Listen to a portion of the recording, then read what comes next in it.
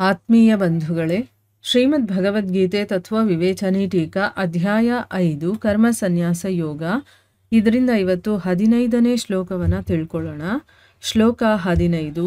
ನಾದತ್ತೆ ಕಸ್ಯಚಿತ್ ಪಾಪಂ ನ ಚೈವ ಸುಕೃತಂ ವಿಭುಃ ಅಜ್ಞಾನೇನಾವೃತಂ ಜ್ಞಾನಂ ತೇನ ಮುಹ್ಯಂತಿ ಜಂತವಃ. ಅನುವಾದ: ಸರ್ವವ್ಯಾಪಿಯಾದ ಪರಮೇಶ್ವರನು ಯಾರ ಪಾಪಕರ್ಮವನ್ನಾಗಲಿ ಮತ್ತು ಶುಭ ಕರ್ಮವನ್ನಾಗಲಿ ಸ್ವೀಕರಿಸುವುದಿಲ್ಲ.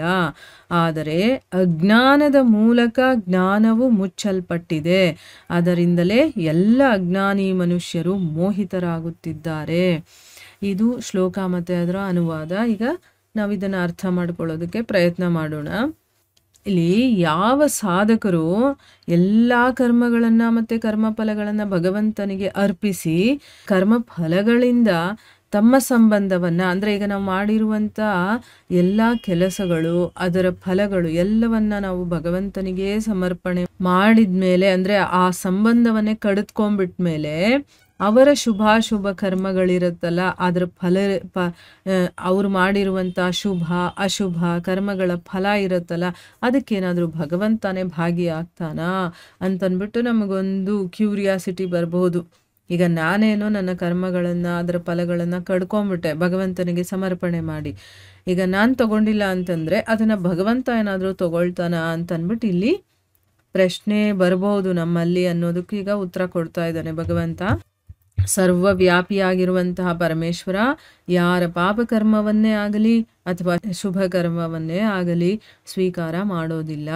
ಆದರೆ ಅಜ್ಞಾನದ ಮೂಲಕ ಈ ಜ್ಞಾನ ಅನ್ನೋದು ಮುಚ್ಕೊಂಡ್ಬಿಟ್ಟಿದೆ. ಅದಕ್ಕೋಸ್ಕರನೇ ಈ ಎಲ್ಲ ಅಜ್ಞಾನಿ ಮನುಷ್ಯರು ಮೋಹಿತರಾಗ್ತಾ ಇದ್ದಾರೆ. ಈ ರೀತಿ ಆಗ್ತಾ ಇದೆ ಅಂತ ತಿಳ್ಕೊಳ್ತಾರೆ, ಆದರೆ ಆ ರೀತಿ ಏನೂ ಆಗ್ತಾ ಇಲ್ಲ. ಯಾಕಿದೆಲ್ಲ ನಮ್ಗೆ ಹಂಗೆ ಅನ್ನಿಸ್ತಾ ಇದೆ ಅಂತಂದರೆ, ನಾವು ಅಜ್ಞಾನದಲ್ಲೇ ಮುಳುಗಿ ಹೋಗಿರೋದ್ರಿಂದ ನಮಗೆ ಆ ರೀತಿ ಅನಿಸುತ್ತೆ. ಸೊ ಇಲ್ಲಿ ಭಗವಂತ ಕೂಡ ಅದನ್ನು ಏನು ತಗೊಳ್ಳೋದಿಲ್ಲ. ಮತ್ತು ಎಲ್ಲಿ ಹೋಗುತ್ತೆ ಅಂತಂದರೆ, ನಮಗೆ ಅಜ್ಞಾನ ಇರೋದ್ರಿಂದ ಅದರಿಂದ ಈ ಫಲ ಆ ಫಲ ಬರುತ್ತೆ, ಹಾಗೆ ಹೀಗೆ ಅಂತ ನಾವು ಯೋಚನೆ ಮಾಡ್ತಾ ಇದ್ದೀವಿ. ಆದರೆ ಗುಣಗಳಲ್ಲಿ ವರ್ತಿಸ್ತಾ ಇದೆ ಅನ್ನುವಂಥ ವಿಷಯ ನಮಗೆ ಗೊತ್ತಿಲ್ಲ. ಅದರಿಂದ ನಾವು ಮೋಹಕ್ಕೆ ಒಳಗಾಗಿದ್ದೀವಿ ಅನ್ನೋದು ಇದರ ಅರ್ಥ. ಈಗ ಪ್ರಶ್ನೆಗಳು ಏನು ಅಂತ ತಿಳ್ಕೊಳ್ಳೋಣ. ಪ್ರಶ್ನೆ ಏನಪ್ಪ ಅಂತಂದರೆ, ಇಲ್ಲಿ ವಿಭುಹು ಅನ್ನುವಂಥ ಪದ ಯಾರ ಬಗ್ಗೆ ಹೇಳ್ತಾ ಇರೋದು, ಮತ್ತು ಅವನು ಯಾರ ಪಾಪ ಪುಣ್ಯಗಳನ್ನು ತಗೊಳ್ಳೋದಿಲ್ಲ ಅನ್ನೋದು ಇಲ್ಲಿ ಪ್ರಶ್ನೆ. ವಿಭುಹು ಅಂತಂದರೆ ಎಲ್ಲರ ಹೃದಯದಲ್ಲಿ ಇರುವಂಥವನು ಅಂತ ಅರ್ಥ. ಅದರ ಬಗ್ಗೆ 13ನೇ ಅಧ್ಯಾಯದ 17ನೇ ಶ್ಲೋಕದಲ್ಲಿ ಭಗವಂತ ಈ ವಿಚಾರವಾಗಿ ಹೇಳಿದ್ದಾನೆ. ಏನು ಹೇಳಿದ್ದಾನೆ ಅಂತ ತಿಳ್ಕೊಳ್ಳೋಣ. 13ನೇ ಅಧ್ಯಾಯ 17ನೇ ಶ್ಲೋಕ ಯಾವುದು? ಜ್ಯೋತಿಷಾಮಪಿ ಸಜ್ಜ್ಯೋತಿ ಅಂತ ಬರುತ್ತಲ್ಲ ಆ ಶ್ಲೋಕ.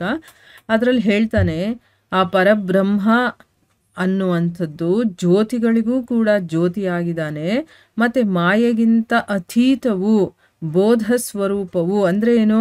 ಮಾಯೆಯಿಂದ ಹೊರಗಡೆ ಇರುವಂಥವನು, ಮತ್ತು ತಿಳ್ಕೊಳ್ಳುವಂಥ ತಿಳುವಳಿಕೆ ಅವನು. ಸತ್ಯ ಅಂತ ಹೇಳ್ತೀವಲ್ವ, ತಿಳುವಳಿಕೆ ಅವನು, ತಿಳ್ಕೊಳ್ಳೋದಕ್ಕೆ ಯೋಗ್ಯನಾಗಿರುವಂಥವನು, ಮತ್ತು ತತ್ವಜ್ಞಾನದಿಂದ ಪಡ್ಕೊಳ್ಳೋದಕ್ಕೆ ಯೋಗ್ಯನಾಗಿರುವಂಥವನು. ನೋಡಿ, ಇಲ್ಲಿ ತತ್ವಜ್ಞಾನ ಅನ್ನೋದು ತುಂಬ ಇಂಪಾರ್ಟೆಂಟು. ಬರೀ ಜ್ಞಾನ ತಿಳ್ಕೊಂಡ್ರೂ ಸಾಕಾಗೋದಿಲ್ಲ. ಅದರಲ್ಲಿರುವಂತಹ ತತ್ವವನ್ನು ನಾವು ತಿಳ್ಕೊಬೇಕು. ಅದರಲ್ಲಿ ಗೂಢ ಅರ್ಥಗಳು ಬೇಕಾದಷ್ಟಿರುತ್ತೆ.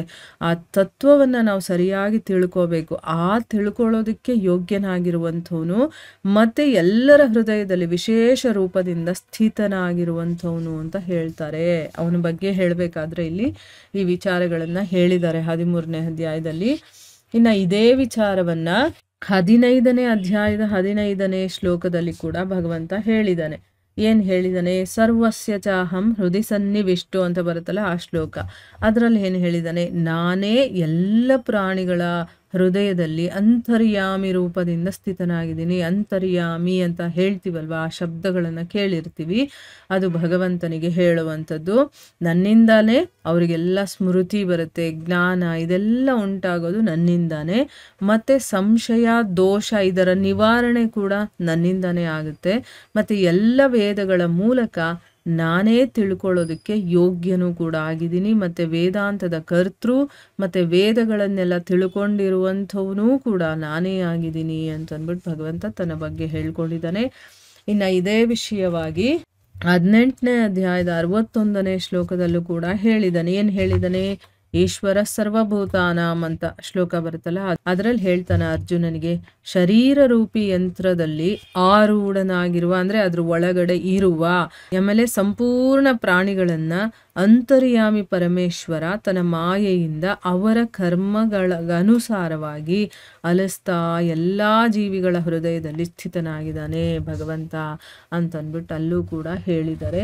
ಸೊ ಈ ಎಲ್ಲ ವಿಚಾರಗಳು ಕೂಡ ವಿಭುಹು ಅಂದ್ರೆ ಯಾರು ಅನ್ನೋದ್ರ ಬಗ್ಗೆ ಹೇಳಿದ್ದಾರೆ. ಮತ್ತೆ ಈ ಇಡೀ ಜಗತ್ತನ್ನ ತನ್ನ ಸಂಕಲ್ಪದಿಂದ ಸಂಚಾಲನೆ ಮಾಡುವಂಥವನು, ಅಂದ್ರೆ ತನ್ನ ಸಂಕಲ್ಪ ನಾನು ಹೀಗೆ ಅನ್ಕೊಂಡ್ರೆ ಆ ರೀತಿ ಸಂಚಾಲನೆ ಮಾಡುವಂಥವನು ಇಡೀ ಜಗತ್ತನ್ನ. ಮತ್ತೆ ಸರ್ವಶಕ್ತಿವಂತನು, ಸಗುಣ ನಿರಾಕಾರ ಪರಮೇಶ್ವರನ ವಾಚಕವಾಗಿ ಇಲ್ಲಿ ಹೇಳ್ತಾ ಇರುವಂಥದ್ದು. ಸಗುಣ ಮತ್ತೆ ನಿರಾಕಾರ ಪರಮೇಶ್ವರನ ಬಗ್ಗೆ ಹೇಳ್ತಾ ಇರೋದು. ಅವನು ಯಾರ ಪಾಪ ಪುಣ್ಯಗಳನ್ನು ಸ್ವೀಕಾರ ಮಾಡೋದಿಲ್ಲ ಅಂತಂದ್ರೂ ಕೂಡ ಎಲ್ಲ ಕರ್ಮಗಳು ಕೂಡ ಅವನ ಶಕ್ತಿಯಿಂದ ಮನುಷ್ಯರಿಂದ ಮಾಡಲ್ಪಡುತ್ತೆ. ನೋಡಿ, ಅವನು ಮಾಡೋದಿಲ್ಲ, ಅವನ ಶಕ್ತಿಯಿಂದ ಮನುಷ್ಯರು ಆ ಕೆಲಸಗಳನ್ನ ಮಾಡೋ ಹಾಗಾಗುತ್ತೆ ಅನ್ನೋದನ್ನ ಹೇಳೋದಕ್ಕೋಸ್ಕರ ಇಲ್ಲಿ ಈ ರೀತಿ ಹೇಳಿರೋದು. ಎಲ್ರಿಗೂ ಕೂಡ ಶಕ್ತಿ, ಬುದ್ಧಿ ಮತ್ತೆ ಇಂದ್ರಿಯ ಇದೆಲ್ಲವನ್ನು ಕೂಡ ಅವರವರ ಕರ್ಮಾನುಸಾರವಾಗಿ ಅವನೇ ಕೊಡ್ತಾನೆ. ಆದ್ರೂ ಕೂಡ ಅವನು ಅವ್ರ ಮೂಲಕ ಮಾಡುವಂತ ಕೆಲಸಗಳು, ಕರ್ಮಗಳನ್ನು ಅವನು ಸ್ವೀಕಾರ ಮಾಡೋದಿಲ್ಲ. ಅಂದ್ರೆ ಏನು? ಸ್ವಯಂ ಆ ಕರ್ಮ ಫಲಕ್ಕೆ ಅವನು ಭಾಗಿಯಾಗೋದಿಲ್ಲ. ನಾವು ಮಾಡೋ ಕರ್ಮಗಳಿಗೆ ಅನುಸಾರವಾಗಿ ನಮಗೆ ಕರ್ಮ ಫಲಗಳು ಕೂಡ ಸಿಗ್ತಾ ಹೋಗುತ್ತೆ. ಆದ್ರೆ ಅದು ಯಾವುದನ್ನು ಅವನು ಮಾಡೋದಿಲ್ಲ, ಅವನ ಶಕ್ತಿಯ ಮೂಲಕ ಇದನ್ನೆಲ್ಲ ಮಾಡಿಸ್ತಾನೆ ಹೊರತು ಅವನು ಯಾವ ಕರ್ಮನೂ ಸ್ವೀಕಾರ ಮಾಡೋದಿಲ್ಲ. ಅಂದ್ರೆ ಏನು? ಆ ಕರ್ಮ ಫಲಗಳನ್ನ ನಾವು ಭಗವಂತನಿಗೆ ಸಮರ್ಪಣೆ ಮಾಡಿದ್ರು ಕೂಡ ಅವನು ಅದನ್ನ ತಗೊಳ್ಳೋದಿಲ್ಲ. ಆದ್ರೆ ನಮ್ಮಲ್ಲಿರುವಂಥ ಭಾವ ಚೇಂಜ್ ಆಗುತ್ತೆ. ನಾನು ಮಾಡ್ತಾ ಇದ್ದೀನಿ ಅನ್ನುವಂಥ ಕರ್ತೃ ಭಾವ ನಮ್ಮಿಂದ ಹೋದಾಗನ ನಾವು ಇದರಿಂದೆಲ್ಲ ಹೊರಗಡೆ ಬರೋದಕ್ಕೆ ಸಾಧ್ಯ ಆಗೋದು. ಸೊ ಇಲ್ಲಿಗೆ ನಾವು ನಿಲ್ಲಿಸೋಣ. ಹರೇ ಕೃಷ್ಣ.